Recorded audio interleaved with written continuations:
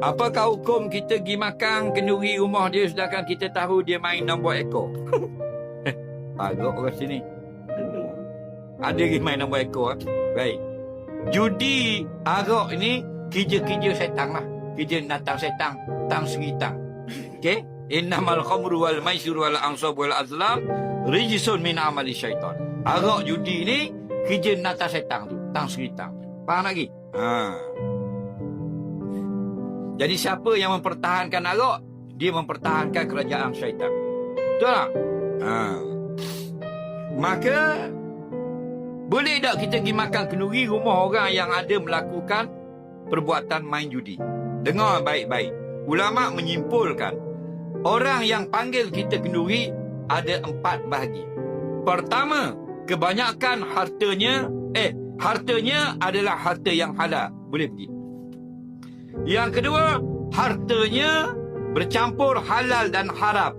Lebih banyak yang halal, sedikit yang haram. Contoh, dia ni guru sekolah rendah, gaji 4,000 sebulan. Tapi hujung minggu, dia main nombor ekor. Maka dipanggil sedikit hartanya haram, banyaknya hartanya yang halal. Hukum makannya segi pakar, boleh makan kenduri. Boleh lagi. Okey? Yang ketiga, banyak hak haram atau semuanya haram. Tak boleh makan.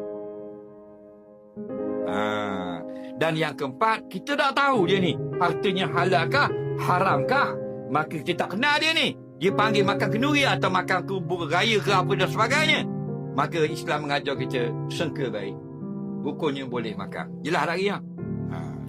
Tapi masalah kita ni tahu dah dia kaki rasuah berpuluh-puluh K. Mulai lembu berebu pergi makan kedagah juga.